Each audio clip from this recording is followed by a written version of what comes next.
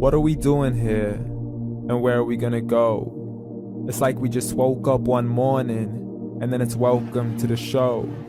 Don't ask any questions, just go with the flow. Make as much money as you can and try your best not to get broke. Copy everything you see on the TV, from the hairstyles to the clothes, and don't think too often, just do exactly as you're told. And if you ever get confused, then just turn towards the alcohol. You'll still hear your thoughts, then just turn up the radio as you learn to live a lifestyle of drugs, sex, and rock and roll.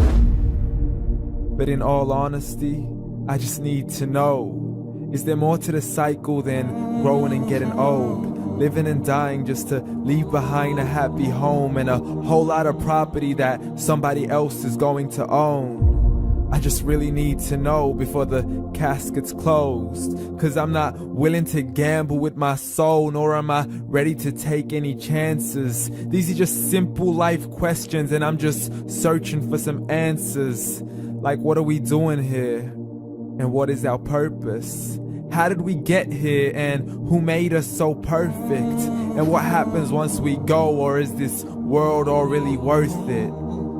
Questions we don't answer because apparently we don't really have to. There's no purpose to this life and our existence is merely natural. Then in that case, please let me ask you, did you create yourself, or was it somebody else who had fashioned you? 'Cause you're a being that's impeccable, faultless and unparalleled. You're a product of supreme intelligence and I'm merely being rational. For there isn't a camera on this earth that can come close to the human eye, nor a computer that can compete alongside the human mind. And if the whole world was to come together, we wouldn't be able to create a single fly. So many signs, yet we still deny. As science tries to justify that all this could come from none, when it's a simple sum. 0 plus 0 plus 0 cannot possibly ever give you 1. So from where did all this order come? For everything has its origins, a maker, a creator of its own. I mean, the only reason you're watching this video is because somebody had to press upload. So we can believe in the Big Bang, but I'd rather believe in He who caused it to explode. Allah, the creator of everything along with every single soul. The ever-living, the master, the only one who is in control. Unlike his creation, beyond our imagination. And no, he's not a man, nor does he have any partners in association. He's on his own. And no, he did not ever leave us alone. Just like every manufacturer, he left us with an instruction manual. The Quran and Islam, and I'm sorry to jump to conclusions, but it's the only one possible. The only definition of God is the one and only supreme being. It's logical. A book with 0 contradictions, with miracles that are both scientific and historical, all revealed over 1400 years ago.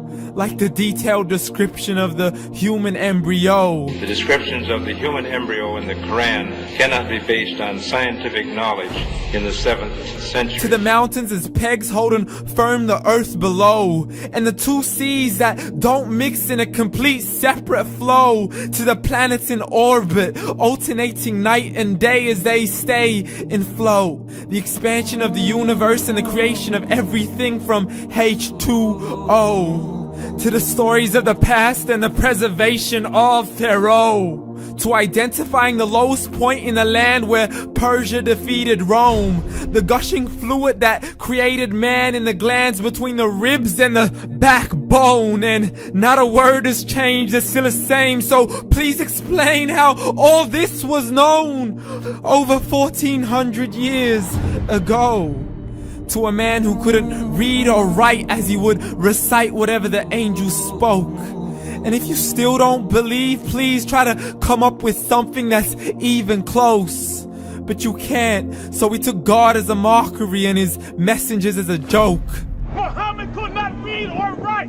How somebody who can't read or write gonna start a religion? Dismissed his scriptures as legends and tales of the ancient folk, as we live life according to our whims, desires, and hopes. saying this life is the only home we will ever know. We will live then die, then simply turn to bones. YOLO!